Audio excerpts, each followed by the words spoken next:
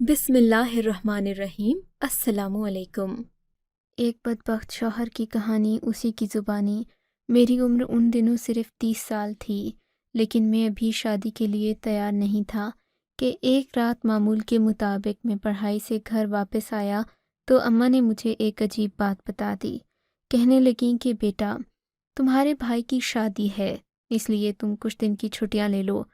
مجھے حیرت ہوئی تھی کہ شادی سے پہلے کوئی بات مجھے نہیں بتائی گئی۔ اچانک بھائی کی شادی تیار ہو گئی، پر میں کیا جانتا تھا کہ بھائی کی شادی کے دن میرے ساتھ جو ہوگا وہ میری زندگی کو بدل کر رکھ دے گا۔ میرے بھائی کی شادی امی کی بھانجی سے ہونا طے پائی تھی۔ امی اپنی بھانجی کے لیے بہت زیادہ خوش تھیں کہ اب وہ ان کی بہو بن جائے گی، لیکن میرا بھائی اس شادی سے کہیں بھی مجھے مطمئن نظر نہیں آ رہا تھا۔ اسی لیے میں نے سوچا تھا کہ بھائی کو خوش کروں گا، اسے ہنساؤں گا، لیکن میرے رونے کے دن قریب آ رہے تھے، یہ مجھے معلوم نہیں تھا۔ میں اپنی کلاس میں ہی ایک لڑکی مریم سے محبت کرتا تھا، اسی سے شادی بھی کرنا چاہتا تھا، لیکن نکاح کے وقت جب مولوی صاحب میرے بھائی کو ڈھونڈنے لگے تو پتہ چلا کہ بھائی اس گھر میں موجود نہیں ہے۔ اماں نے مجھے بھائی کو ڈھونڈنے کے لیے بھیجا، لیکن بھائی مجھے کہیں پر نہیں ملا۔ اگر مجھے پتہ ہوتا کہ واپسی پر مجھے کیسے حالات کا سامنا کرنا پڑے گا تو شاید میں بھی اپنے بھائی کے ساتھ پیچھے پیچھے بھاگ ہی جاتا، لیکن ایسا کچھ بھی نہیں ہوا۔ میرا بھائی تو نہ ملا۔ میں واپس آیا تو اماں نے اپنی چادر میرے پاؤں میں لا کر رکھ دی اور میرے آگے ہاتھ جوڑ کر بولیں، بیٹا خدا کے لیے میری عزت میرا مان رکھ لو، ورنہ میں تمہیں کبھی اپنا حق معاف نہیں کروں گی۔ ایک بیٹے نے تو مجھے عین وقت پر اپنی اوقات دکھا دی، اب تم ایسا مت کرنا میرے بچے، میں نے تمہیں پال پوس کر بڑا کیا ہے، خدا کے لیے بیٹا میرا مان رکھ لو، ورنہ میرے میکے والے ساری زندگی ہی سوچیں گے کہ میں نے ان کی بیٹی کا مذاق اڑایا ہے، سرے بازار ان کا تماشا بنایا ہے، اب تم ہی نے میری مدد کرنی ہے۔ اماں میں کیا کر سکتا ہوں؟ میری بات سن کر اماں پھر سے رونے لگیں۔ بیٹا بس تم اس لڑکی سے نکاح کر لو، میری بھانجی سدرا بہت نیک بچی ہے، عالم دین ہے، تمہیں ہمیشہ خوش رکھے گی۔ اماں مجھے ماڈرن لڑکیاں پسند ہیں، آپ کو یہ بات سمجھ کیوں نہیں آتی؟ میں چڑھ کر بولا، مگر اماں کے آنسو مزید دیکھ بھی نہیں سکتا تھا۔ پھر ابا نے ایک ایسی بات کر دی جس نے کہ نہ صرف میرا حوصلہ بڑھایا بلکہ میرے دل میں لالچ اور حرص کی ایک نئی دنیا آباد ہو گئی۔ ابا بڑے غصے میں تھے، کہنے لگے، بیٹا سبحان نے تو عین وقت پر ہم سے بے وفائی کر دی، پیٹھ دکھا دی اس نے، اگر مرضی نہیں تھی تو پہلے بتاتا۔ ایسی اولاد کا کیا بھروسہ جو بھرے زمانے میں انسان کو رسوا کر دے۔ اب میں اپنی 80% جائیداد تمہارے نام کروں گا، اگر تم اس بچی سے نکاح کر لیتے ہو، اسے اپنی عزت بناتے ہو تو میں تمہیں اپنی ساری جائیداد دے دوں گا اور تمہارا بڑا بھائی اس میں کسی قسم کا حقدار نہیں ہوگا، پھر تم آرام سے ساری زندگی گزار سکتے ہو۔ ابا کی بات سن کر میرے تو رونگٹے کھڑے ہو گئے۔ ابا کے پاس بہت جائیداد اور زمین تھی، آج تک ابا نے ہمیں اس کی ہوا بھی نہیں لگنے دی تھی۔ ابا کا خیال تھا کہ اولاد کو پہلے ماں باپ کی جائیداد کے بارے میں نہیں، ان کے ادب اور حقوق کے بارے میں پتہ ہونا چاہیے، لیکن چونکہ اب یہ بہت بڑا موقع تھا، ابا نے کہا کہ وہ ساری جائیداد میرے نام کریں گے۔ ساتھ ہی ساتھ یہ بھی پتہ چلا کہ سدرا کے نام بھی کافی ساری جائیداد ہے۔ میرے ذہن سے ایک بہت بڑا بوجھ ہٹ گیا تھا۔ میں جو ایک عیاشی والی زندگی گزارنا چاہتا تھا، اس کے لیے سدرا جیسی نیک عالمہ بیوی تو بہت اچھی تھی۔ میں اپنی عیاشی بھی گھر میں بھی کوئی مسئلہ نہ ہوتا، سدرا گلا شکوہ بھی نہیں کر سکتی تھی، کیونکہ میں اس پر احسان کرنے والا تھا اور بہت بڑا احسان۔ یوں میں نے منٹوں میں ایک فیصلہ کر لیا کہ میں سدرا کو ہی اپنی بیوی بناؤں گا۔ میں نے ہاں بھری تو اماں ابا مجھ پر جان نچھاور کرنے لگے۔ ابا بولے کہ بیٹا میں تمہیں اتنا کچھ دوں گا کہ تم نے سوچا بھی نہیں ہوگا۔ ابا کی باتیں سن کر مجھے ایک نیا حوصلہ ملا۔ میں نے اسی وقت یہ نکاح قبول کر لیا۔ اماں ابا دونوں ہی بہت خوش ہوئے، لیکن میرے دل میں اب نئے لڈو پھوٹ رہے تھے۔ ابا کے پاس جو جائیداد تھی اب میں بیچ بھی دیتا تو انہیں زیادہ فرق نہ پڑتا۔ میں نے ان سے تو یہی کہنا تھا کہ میں نیا کاروبار کرنے لگا ہوں وغیرہ وغیرہ۔ سب لوگ میرے احسان تلے آ گئے تھے، کیونکہ اماں خوب جانتی تھیں کہ مجھے ایسی لڑکیاں پسند نہیں ہیں۔ اب میں نے سب کا مان رکھ لیا۔ میں سب کی آنکھوں کا تارا بن گیا۔ کمرے میں داخل ہوا تو وہ بھائی کا کمرہ تھا۔ کمرہ پھولوں سے، خوشبوؤں سے مہک رہا تھا۔ میرے سامنے شاید کہ اس گاؤں کی سب سے خوبصورت لڑکی بیٹھی ہوگی، پر میں نے اس کی شکل دیکھنا بھی گوارا نہیں کی۔ کرتا بھی کیوں کر؟ میں نے شہر میں رنگ برنگی لڑکیاں دیکھی تھیں، ہر رنگ کی، ہر قد کی۔ مجھے اس بات سے کوئی فرق نہیں پڑتا تھا کہ عورت خوبصورت کتنی ہے۔ میں یہ دیکھتا تھا کہ عورت بولتی کیسا ہے، اس کا مزاج اور شخصیت کیسی ہے۔ بس یہی باتیں میرے اوپر اثر انداز ہوتی تھیں۔ خیر سے سدرا کو تو میں نے کبھی دیکھا ہی نہیں تھا، نہ میں نے اس کی شکل دیکھی، نہ ہی میں نے اس کی آواز سنی۔ جب میں کچھ نہیں بولا تو سدرا نے خود ہی مجھے آواز دی۔ اس نے مجھے سلام کیا۔ کر دی نا تم نے دیسی لوگوں والی بات، شادی کی رات اپنے شوہر کو سلام کون کرتا ہے؟ وہ ذرا سا ہنس کر بولی، تو پھر میں کیا کر سکتی ہوں؟ آپ نے تو وہ بھی نہیں کیا۔ تم ابھی سے گلے شکوے کر رہی ہو؟ وہ میری بات، اللہ نہ کرے کہ میں آپ سے گلہ یا شکوہ کروں۔ میں نے تو ایسا کبھی نہیں سوچا۔ میں ساری زندگی آپ کے تابع دار رہوں گی، آپ کا حکم مانوں گی۔ کبھی آپ کی نافرمانی کرنے کا، گلہ شکوہ کرنے کا تو میں سوچ بھی نہیں سکتی۔ سدرا کی تابع داری اور اللہ میاں کی گائے والی فطرت دیکھ کر مجھے عجیب سی خوشی ہوئی تھی۔ میں جانتا تھا کہ ایسی بیویاں شوہروں کے سامنے زبان نہیں کھولتی، سو مجھے پوری آزادی ملے گی، میں جو چاہوں گا کروں گا۔ اچھا ٹھیک ہے، تم کپڑے بدل کر سو جاؤ، میں تھک گیا ہوں۔ جی اچھا۔ اس نے اٹھ کر اپنے کپڑے تبدیل کرنے کے لیے واش روم کا دروازہ کھولا۔ میری نظر اس کے پاؤں پر پڑی تو میں دیکھتا ہی رہ گیا تھا۔ اس کے پاؤں ملائم اور شفاف تھے، لگتا تھا جیسے کبھی اس نے کسی کی طرف نظر اٹھا کر یا کسی نے اس کی طرف نظر اٹھا کر نہیں دیکھا۔ واقعی میں وہ ایک پاک باز لڑکی معلوم ہوتی تھی۔ اس کے چہرے پر بھی عجیب سا نور تھا۔ جب وہ وضو کر کے باہر نکلی تو میں بس اسے دیکھتا ہی رہ گیا تھا۔ میرے دل میں اس کے لیے محبت جاگی، لیکن پھر وہ ساری لڑکیاں یاد آ گئیں جو میرے آگے پیچھے پھرتی تھیں، میرے لیے مرتی تھیں اور میرے لیے کچھ بھی کرنے کو تیار تھیں۔ پھر میں ایک عورت کو اپنا آپ کیوں سونپتا؟ اس میں کیا خاص تھا؟ صرف شکل؟ ہرگز نہیں، میں نے دل میں سوچا اور باہر آ گیا۔ لان میں آ کر میں نے سگریٹ سلگائی۔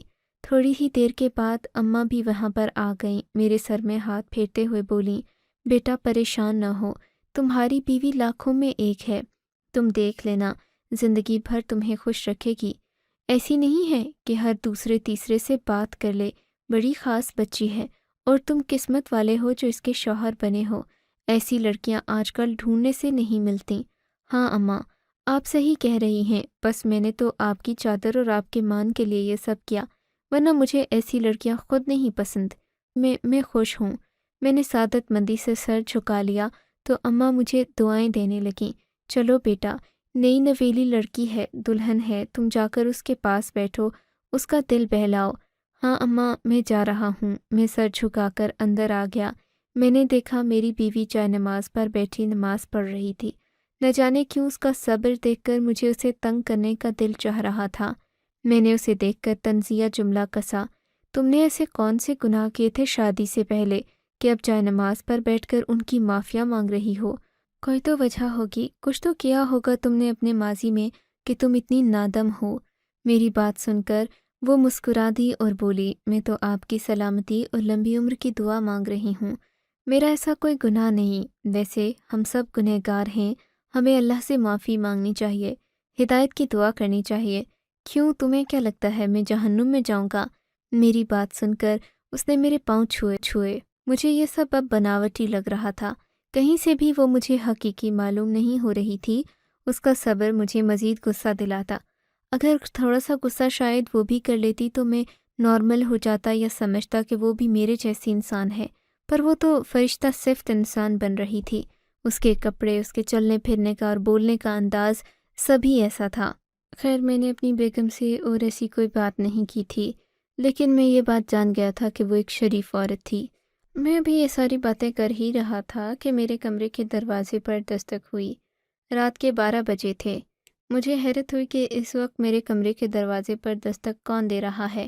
دروازہ کھولا تو سامنے ابا جی کھڑے تھے، آنکھوں میں آنسو لیے اور چہرے پر ملے جلے سے تاثرات۔ ابا مجھے دیکھتے ہی میرے گلے سے لگ گئے۔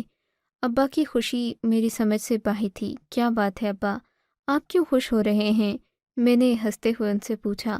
بیٹا بات ہی ایسی ہے کہ میرا خوش ہونا تو بنتا ہے، تم میرے کمرے میں چلو۔ میں ابا کے کمرے میں گیا تو کچھ کاغذات ان کے بیڈ پر بکھرے پڑے تھے۔ یہ کیا ہے؟ میرے دل میں جائیداد والی بات تھی۔ بیٹا، مجھے عمرے کے لیے اللہ تعالیٰ نے بلا لیا ہے، ابا یہ کہہ کر پھر مجھ سے لپٹ گئے تھے۔ شاید کہ ابا کی عمرہ درخواست قبول ہو گئی تھی۔ ابا اور اماں دونوں ہی بہت خوش تھے۔ ان کی خوشی دیکھ کر میں حیران ہو گیا تھا۔ وہ کب سے اس کام کے لیے محبت سے کوشش کر رہے تھے۔ ابا کے دل میں مدینہ دیکھنے کی بہت تڑپ تھی۔ مجھے بھی ابا کی خوشی دیکھ کر خوشی محسوس ہو رہی تھی۔ ابا کہنے لگے، بیٹا میں نے سوچا تھا کہ ایک بار تم میں سے کسی ایک کے فرض سے فارغ ہو جاؤں تو پھر میں بھی اللہ کا گھر دیکھنے، اس کے گھر کا طواف کرنے جاؤں گا، لیکن تم لوگوں کی ذمہ داریوں نے مجھے یہاں سے ہلنے نہیں دیا۔ اب سب سے شیطان بیٹے تو میرے تم ہی تھے۔ تمہارا نکاح کرنے کے بعد اطمینان ہے، اب وہ نیک بچی سدرا تمہیں سنبھال لے گی، تمہیں بھٹکنے نہیں دے گی۔ اسی لیے میں نے سوچا ہے کہ میں ایک بار یہ فریضہ بھی ادا کراؤں، اللہ کا گھر دیکھاؤں، پھر اگلے سال اللہ نے چاہا تو میں حج بھی کروں گا۔ ابا تو خوش تھے ہی، ساتھ مجھے ایک اور بات کی خوشی تھی۔ خوشی اس بات کی کہ ابا اور اماں 15-20 دن کے عمرے کے لیے جا رہے تھے۔ اب ان 20 دنوں میں اس گھر میں اکیلا ہوتا۔ میں نے سوچ لیا کہ میں سدرا کے ساتھ ایک ایسی بات کروں گا کہ مجھے اسے کہنے کی ضرورت نہیں پڑے گی اور وہ خود ہی ایک گھر چھوڑ کر چلی جائے گی۔ میں سدرا کے کمرے میں گیا، وہ اسی طرح ناٹک کر رہی تھی، نیک اور فرشتہ صفت بننے کا ناٹک۔ نماز کے بعد بیٹھی ذکر کر رہی تھی۔ میں اس کے پاس بیٹھ گیا۔ میں نے کہا، سدرا تم تو بہت نیک عورت ہو، کیا تم کسی غیر محرم کے سامنے بیٹھنا پسند کرو گی؟ استغفر اللہ، ہرگز نہیں۔ سدرا اپنے کانوں کو ہاتھ لگا کر بولی، تو پھر تم میرے دوستوں کے سامنے بھی یقیناً نہیں آؤ گی؟ جی ایسا ہی ہے، میں آپ کے دوستوں کے سامنے نہیں آ سکتی، میں شرعی پردہ کرتی ہوں۔ تو پھر ٹھیک ہے، میں تمہیں تمہارے اماں ابا کے گھر چھوڑ آتا ہوں، کیونکہ جب تم یہاں سے جاؤ گی تو میں اپنے دوستوں کو گھر بلاؤں گا۔ اماں ابا بھی جا رہے ہیں، تمہیں پتہ ہے یہ موقع بار بار نہیں آتا، میرے دوست میرے گھر آنا چاہتے ہیں، اسی وجہ سے میں انہیں یہاں لاتا نہیں کہ تم ایک نیک بیوی ہو، شریف عورت ان لوگوں کے سامنے آئے گی تو پھر اچھا نہیں ہوگا۔ جی ایسا ہی ہے، لیکن اس کے لیے میری ایک شرط ہے۔ وہ کیا؟ میں نے حیرت سے پوچھا۔ وہ میں آپ کو تھوڑی دیر کے بعد بتاؤں گی۔ یہ کہہ کر سدرا جائے نماز سے اٹھ گئی، اماں ابا سے جا کر ملی، ان کو مبارکباد دی۔ میرے ذہن میں بار بار یہی بات آ رہی تھی کہ سدرا کے ذہن میں اس بات کو لے کر کیا شرط ہوگی۔ میں نے اپنے دوستوں اور لڑکیوں کو بھی بتا دیا تھا کہ میرے اماں ابا جا رہے ہیں تو تم لوگ پارٹی کرنے کے لیے آ جانا۔ اب تو ہر روز میرے گھر میں پارٹی ہوا کرے گی، نوجوان لڑکے لڑکیاں مل کر رات بھر ناچتے ہیں اور اس بے حیائی کو پارٹی کا نام دیتے ہیں۔ میں بھی خوش تھا اور میرے سبھی دوست بھی۔ میرے زیادہ تر دوست امیر تو نہیں تھے، لیکن بے حیائی کے کاموں میں ان کا جواب نہیں تھا۔ وہ ہر بات میں اسی طرح ہلا گلا کرتے تھے۔ میں اپنے دوستوں کی ان حرکتوں کی وجہ سے کافی بار مشکل میں بھی پھنس چکا تھا، لیکن اماں ابا کا پیسہ ہی تھا جو ہر بار مجھے بچا لیتا تھا۔ کہیں نہ کہیں میرے تعلقات بھی تھے، انہی تعلقات نے مجھے بچا رکھا تھا۔ خیر سے آج کل تو گھر میں پارٹی تھی تو مجھے فکر نہیں تھی۔ ہم لوگ کون سا باہر کسی ہوٹل میں جا رہے تھے جو ہمیں پولیس روکتی۔ مزے کی بات یہ ہے کہ میرے کسی دوست کو یہ نہیں پتہ تھا کہ میری شادی ہو چکی ہے اور میری بیوی بھی ہے، کیونکہ میں نے کبھی بھی انہیں یہ نہیں بتایا تھا کہ میں شادی ایک ایسی لڑکی سے کروں گا۔ بہرحال رات ہوئی تو سدرا میرے پاس آئی۔ وہ مجھے عجیب نظروں سے دیکھنے لگی، جیسے سب کچھ جانتی ہو۔ آپ واقعی میں پارٹی کریں گے؟ ہاں میں پارٹی ہی کروں گا، میرے دوست ہیں جو یہاں آنا چاہتے ہیں، اگر تمہیں رکنا ہے یا تم انہیں دیکھنا چاہتی ہو تو تمہاری مرضی، لیکن تم تو یہ نیک نامی کا ڈرامہ کرتی ہو تو پھر اس کا کیا بنے گا؟ تم تو غیر محرموں کے سامنے نہیں آتی نا؟ ہاں جی ایسا ہی ہے، لیکن مجھے آپ کے لیے افسوس ہو رہا ہے، ڈر لگ رہا ہے مجھے آپ کے لیے کہ بدھ کی رات آپ کے ساتھ کیا ہوگا۔ بدھ کی رات آپ کے ساتھ کیا ہوگا سے کیا مراد ہے تمہاری؟ میں چونک کر بولا تھا، کچھ نہیں، جب تک آپ اچھائی اور برائی کے فرق کو سمجھ نہ لیں تب تک میں کچھ نہیں کہہ سکتی، اور نہ ہی میں آپ کو زبردستی کچھ منوا سکتی ہوں۔ ہاں بالکل صحیح بات ہے، اور منوانے کی کوشش بھی مت کرنا۔ تم جانتی ہو کہ میں نے تم سے یہ شادی اپنی خوشی سے نہیں، اماں ابا کی خوشی کی خاطر کی ہے، ورنہ تو تمہارا شوہر، جسے شاید تم نے بات نہیں کی، وہ اس گھر سے ہی چلا گیا تھا اور ابھی تک واپس نہیں آیا۔ بس فون کر کے اس نے بتا دیا کہ وہ تم سے شادی نہیں کرنا چاہتا تھا۔ یقیناً کوئی نہ کوئی وجہ ہوئی ہوگی نا، تم ہی نے کچھ کیا ہوگا یا تمہاری شہرت ایسی ہوگی۔ میرے بھائی کو پتہ ہوگا کہ تم ہو کیسی، تمہارا کردار، تمہاری نیت سب معلوم ہوگا اسے، اسی لیے تو بھاگ گیا وقت پر۔ یہ سن کر سدرا رونے لگی۔ آخر کو وہ بھی ایک عورت تھی اور ایک انسان بھی، وہ بھی حساسیت اور جذبات والی۔ میری کسی بات پر اس نے کوئی چونچا نہیں کی۔ اماں ابا کے جانے کے بعد وہ خود ہی کہنے لگی کہ آپ مجھے لے کر چلیں، میں اپنے اماں ابا کے گھر جانا چاہتی ہوں۔ میں نے کہا ایک دن اور رک جاؤ، تم نے اپنی شرط بھی تو منوانی تھی۔ بولی کہ میری شرط اور کچھ نہیں تھی، صرف اتنی تھی کہ آپ فجر کے وقت نماز پڑھ لیا کریں۔ فجر کی نماز کبھی نہیں چھوڑتے، چاہے دنیا ادھر سے ادھر ہو جائے، چاہے آپ سے باقی نمازیں بھی چھوٹ جائیں، کہ نماز ایسی نماز ہے جو آپ کی باقی نمازوں کو طے کرتی ہے کہ آپ اللہ کے راستے سے اپنے دن کا آغاز کرتے ہو تو وہ پورا دن آپ کو اپنی حفاظت میں رکھتا ہے۔ میں اس کی بات سن کر متاثر ہوا تھا۔ مجھے تو لگا تھا وہ مجھ سے کوئی پیسے مانگے گی یا کوئی ایسی چیز مانگے گی جس سے اسے فائدہ ہو، لیکن اس بیچاری نے میرے ہی فائدے کی بات کی تھی۔ اس بات پر میں تھوڑا سا پریشان بھی ہوا، دل میں پشیمانی بھی ہوئی کہ میں اسے اتنا غلط سمجھتا تھا۔ سمجھتا نہیں بھی تھا تو منہ سے تو یہی کہتا تھا کہ تم بری ہو، غلط ہو، تم مجھے لوٹنا چاہتی ہو، کھانا چاہتی ہو۔ خیر ایسی سب باتوں سے تو اسے کوئی فرق نہیں پڑتا تھا، وہ صبر کا پتلا بنی ہوئی تھی۔ تھوڑی ہی دیر کے بعد اس نے اپنا سامان پیک کر لیا۔ میں دل میں اداس ہو رہا تھا، لیکن میں نے اسے اس بات کا اظہار نہیں کیا۔ میں اسے گاڑی تک چھوڑ کر آیا، وہ اپنے اماں ابا کے گھر چلی گئی۔ اس کے جانے کے بعد گھر میں عجیب سی بے رونقی ہو گئی۔ لگتا تھا جیسے ایک نہیں 10 لوگ گھر سے نکل گئے ہوں۔ گھر بہت خالی خالی لگ رہا تھا۔ میں نے گھبرا کر جلدی ہی اپنے دوستوں کو کال ملائی، ان سے کہا کہ گھر خالی ہو گیا ہے، اب تم لوگ 7-8 بجے رات کے آ جانا۔ میرے دوست اسی موقع کے انتظار میں تھے۔ میرے دوستوں کے آنے سے گھر میں ایک نئی رونق لگ چکی تھی۔ ہر طرف گانوں کی آواز اور دھوم دھڑکے والی لڑکیاں بھی وہ جنہیں میں کافی عرصے سے جانتا تھا۔ مجھے دیکھ کر وہ آج خوش تھیں۔ میں نے سب کے لیے چھوٹے چھوٹے گفٹ پیکٹ رکھے ہوئے تھے جو کہ میں نے انہیں دے تو وہ لالچ کی ماری خوش ہو گئیں۔ ان کو تو یہی چیزیں بھاتی تھیں، ان کے دل پر لگتی تھی ایسی چیزیں۔ ساری لڑکیوں کو تحفے دینے کے بعد ہم نے ڈانس پارٹی کا آغاز کیا۔ لڑکے لڑکیاں آپس میں بات چیت کرنے لگے، لیکن اسی دوران مجھے کچھ غلط ہونے کا احساس ہوا تھا۔ مجھے آج آصف اور ذیشان کے تیور کچھ عجیب سے لگ رہے تھے۔ ان کی آنکھوں میں مکاری تھی اور چہرے پر بھی عجیب سا شاطرانہ پن تھا۔ ان کو دیکھ کر لگتا جیسے وہ کوئی بات اندر ہی اندر مجھ سے چھپا رہے ہوں۔ ایک دوسرے کو وہ اشارے بھی کر رہے تھے جبکہ باقی سب لوگ دوسرے کاموں میں مصروف تھے، لیکن ذیشان اور آصف کا رویہ اور ان کا دھیان کہیں اور ہی تھا۔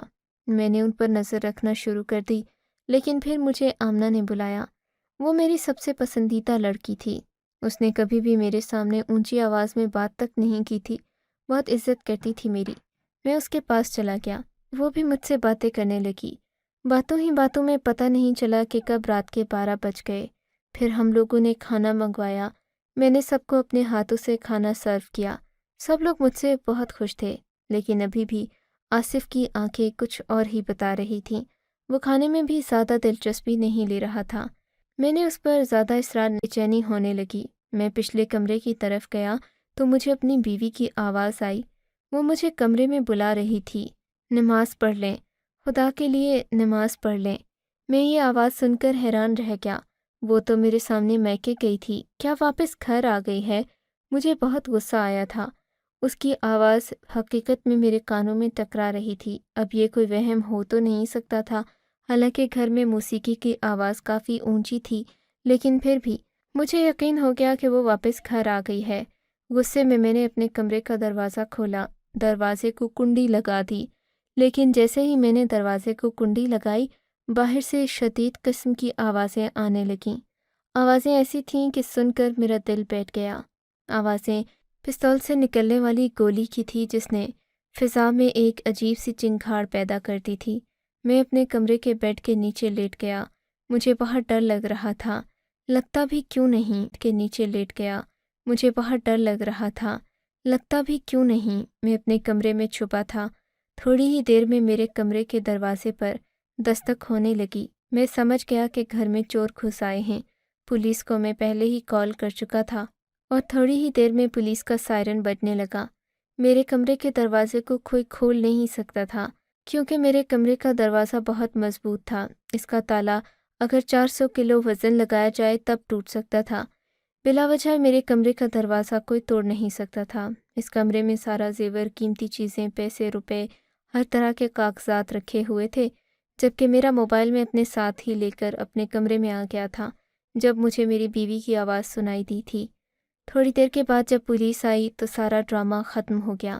سب لوگوں کو پولیس گرفتار کر کے لے گئی۔ میں نے آصف اور ذیشان کا نام بھی لے لیا۔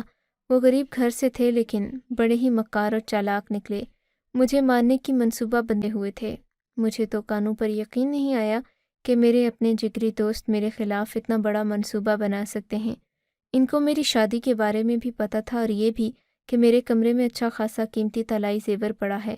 یہ لوگ وہ سب اٹھا کر چوری کرنے کا منصوبہ بنا چکے تھے، لیکن عین وقت پر پولیس آ گئی اور سب لوگ پکڑے گئے۔